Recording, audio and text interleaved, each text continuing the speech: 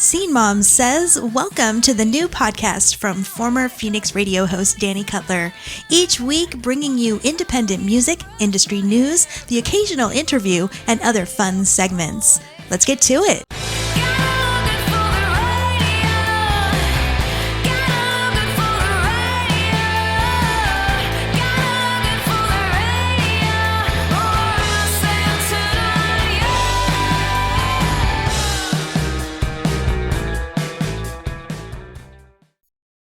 Scene Mom says hello and welcome to episode 54. Hope everyone had a good week. I'm feeling a little more back in the normal swing of things this week, just in time to go out of town again. Yes, I'm going to be heading to Iowa for my mother-in-law's wife's celebration of life. Definitely a bittersweet reason, but I know she would want us all to get together, share some good memories, have some laughs. We will be driving and bringing our dog as well so that our daughters can see the pupper. She's going to be 16 in October, so we know that every moment is very precious, whether you're a canine or a human. That being said, it's not going to be an entire month away. I'm not going to be out of my work loop too long.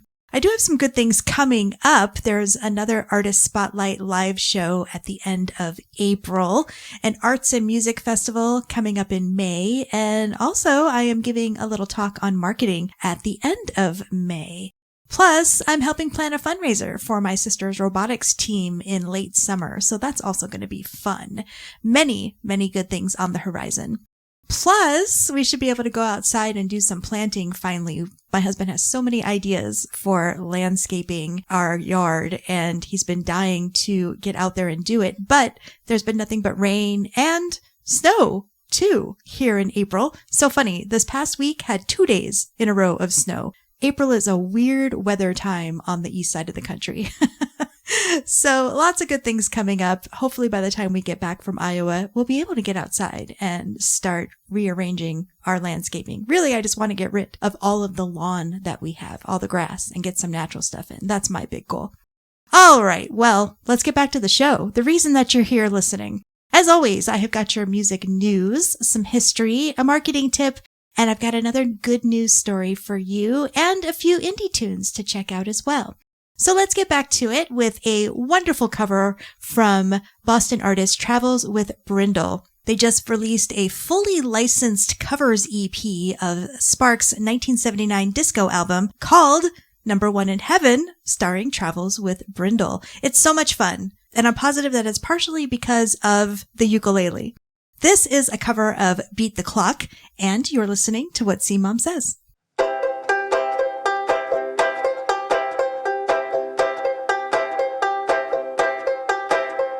Well, I was born a little premature.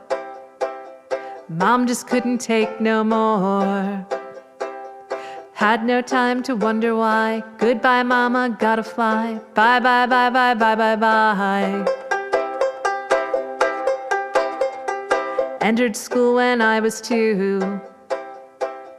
PhD that afternoon. Never ever entered sports, didn't look too good in shorts, got divorced when I was 4. Well, I've seen everything there is, I've done everything there is, I've met everyone but Liz, now I've even met old Liz. No time for relationship, skip the foreplay, let her rip, gotta beat the clock, gotta beat the clock, gotta beat the clock, gotta beat the clock.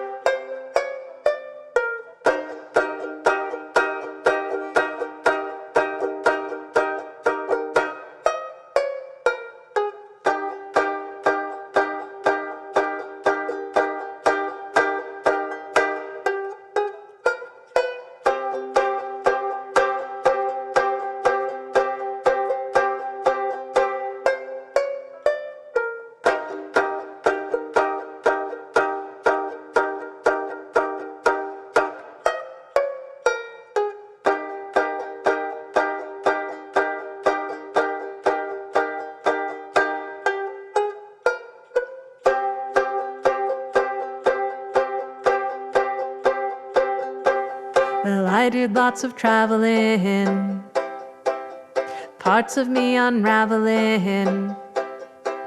The army then rejected me, said I have 2 left feet, wore them out when I was 3. Too bad there ain't 10 of you. Then I'd show you what I'd do. I could cheat on 5 of you and be faithful to you too, but there's only 1 of you. Well, I've seen everything there is, I've done everything there is, I've met everyone but Liz, now I even met old Liz. No time for relationship, skip the foreplay, let her rip, gotta beat the clock, gotta beat the clock, gotta beat the clock, gotta beat the clock.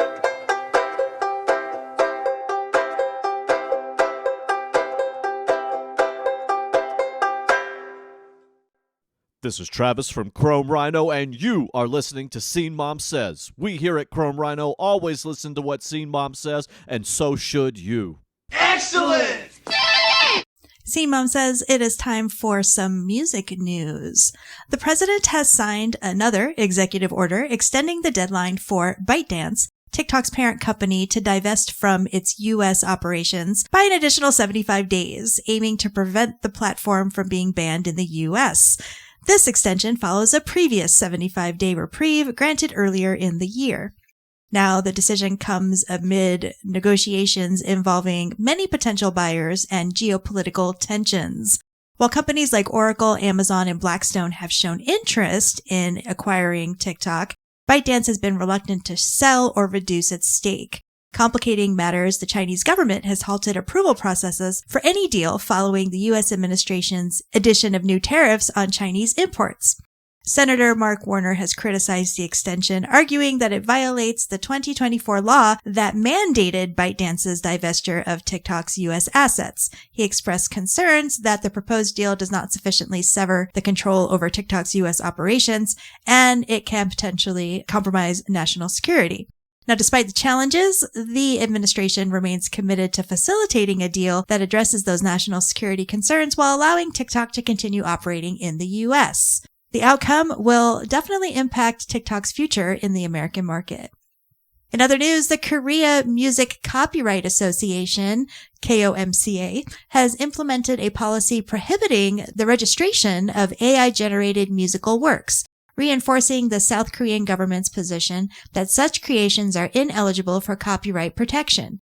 This move aligns with ongoing global discussions about the legal status of AI-generated content, as many jurisdictions grapple with whether works that are produced by AI can be copyrighted. The decision by the KOMCA is expected to have big implications for artists and producers who utilize AI in music creation within South Korea. And finally, Billy McFarland, the convicted organizer of the infamous 2017 Fyre Fest. I've talked about this before. He is attempting to stage a sequel called Fyre Festival 2 in Playa del Carmen, Mexico. However, local officials are continuing to deny any knowledge or authorization of such an event. Now, despite McFarland's claims of securing venues and permits, authorities assert that no formal applications have been submitted, raising concerns about the whole festival's legitimacy. Now, tickets are being sold at prices ranging from $1,400 to over $1 million, but the lack of transparency and official approval has led to some skepticism, with many fearing a repeat of the festival's disastrous outcome last time. And as of this time, they were talking about releasing a lineup of music, and that hasn't happened yet either. So we'll see what happens with that. Don't buy tickets yet, you guys. Keep that $1,400. That's your music news this week. And if you have any feedback or other thoughts or music news to share, you can email me, scenemomsays@gmail.com.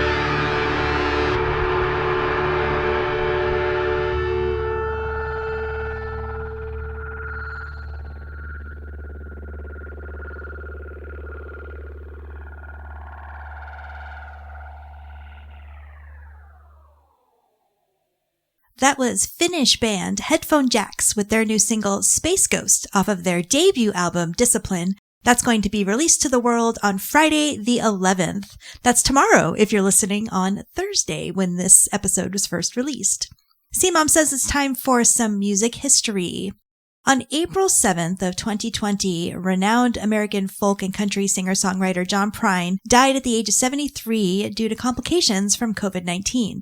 Celebrated for his poignant lyrics and storytelling, Prine's influence spanned decades, earning admiration from many peers, including Bob Dylan. On April 10th in 1970, in a press statement, Paul McCartney revealed his decision to leave the Beatles, citing personal differences and signaling the end of the iconic band's collaboration. This announcement preceded the release of his debut solo album, McCartney.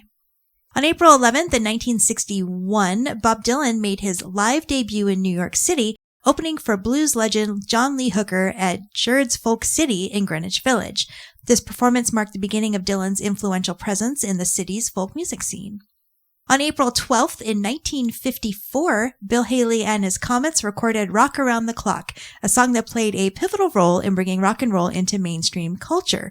It became the first rock and roll single to top charts in both the US and the UK. And I know of the song because it was the theme to Happy Days.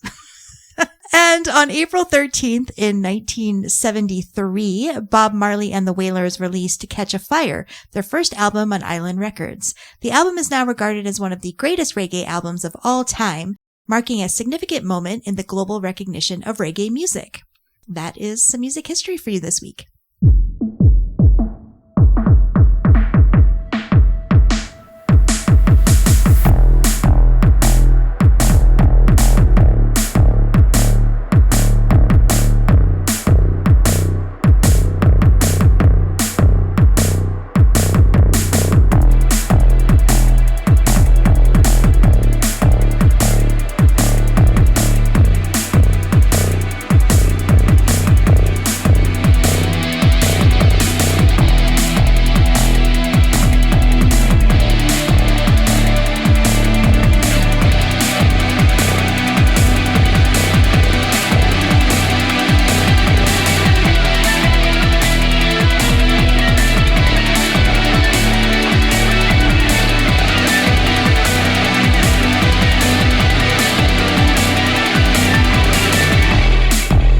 Saying that you killed me, I know you wouldn't do that. Don't worry, 'cause it's not true.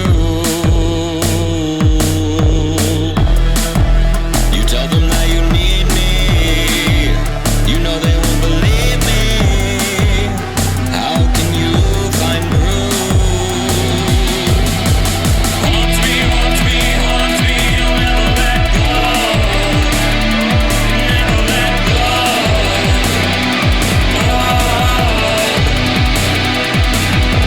Haunt me, haunt me,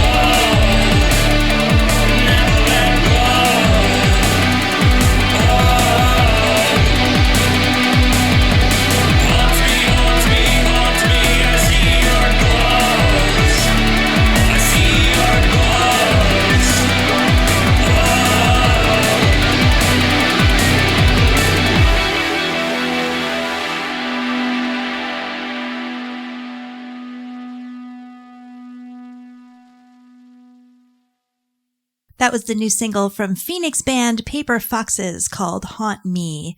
A reminder that all the links to the music and news heard on the show will be in the show notes. Scene Mom says it's time for your marketing tip of the week. And I know I've talked about this before. This is mostly a social media thing. It is very important to claim those URLs on your Facebook page. I know bands mostly just auto post from Instagram over to Facebook, so they're not paying attention to their Facebook pages. Number one, you should never auto post from Instagram to Facebook. You should never auto post at all. Separate posts on each. Schedule them at different times a day unless it's a uniform announcement. As someone who promotes shows and does marketing for venues, it is very difficult to tag your band in Facebook posts if you haven't claimed the URL. I actually see more and more of this, and I think I figured out one of the reasons why. That is because most people use their phones all of the time for posting on anything, on social media. They just use their phones all the time, which is another no-no. You cannot change your URL using a mobile device. You have to use one of those larger things, a computer thing, desktop type thing, or a laptop. A bonus tip, you can't do all of your marketing work on a phone.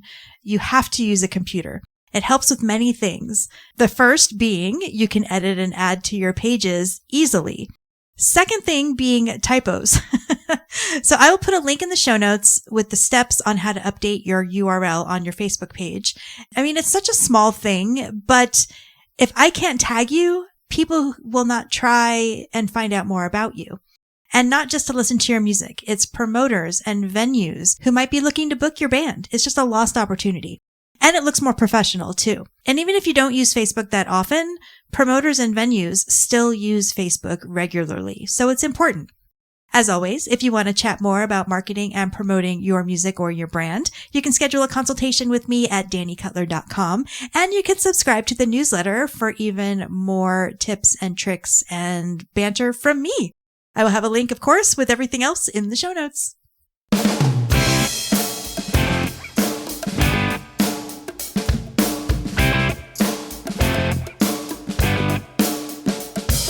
I wake you up when you turn out the lights.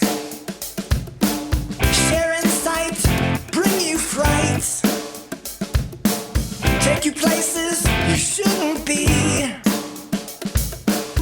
You are what's ailing me. I'm the loudest voice at a table for one. Truth bombs under the sun.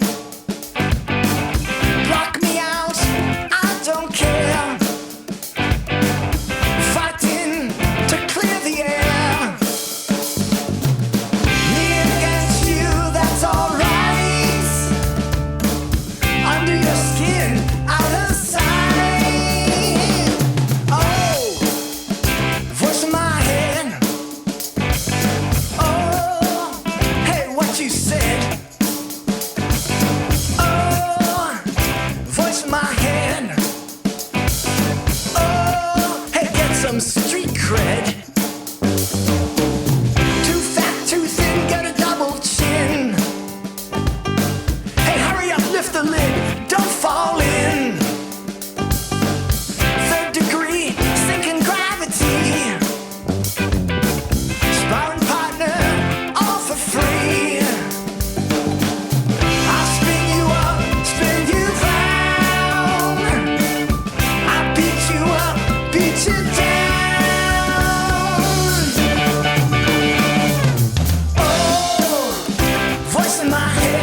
My head. Oh, hey, make your bed, make your bed. Oh, voice in my head, voice in my head. Oh, hey, lights just drop dead. You tried blocking me out and shutting me down. Ignore me, can't hold me down. Down to the ground, bubble up for air. People see.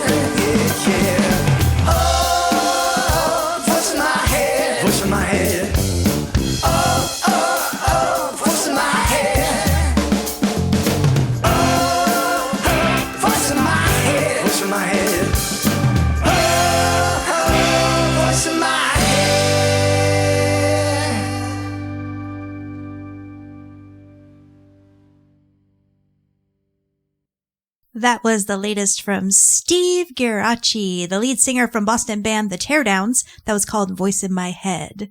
C-Mom says it is now time for some good and dirty news, especially if you're a Looney Tunes fan, which I am. The film Coyote vs. Acme, a live-action animated drama starring John Cena and Will Forte, was initially shelved by Warner Brothers in 2023 as a tax write-off. However, Ketchup Entertainment has recently acquired the distribution rights and plans to release the movie in theaters in 2026. Directed by Dave Green, the film is based on a 1990 New Yorker article and follows Wile E. Coyote as he sues the Acme Corporation for providing faulty products in pursuit of the Roadrunner. The project has garnered positive reactions from its cast and crew, who are disappointed by the initial shelving.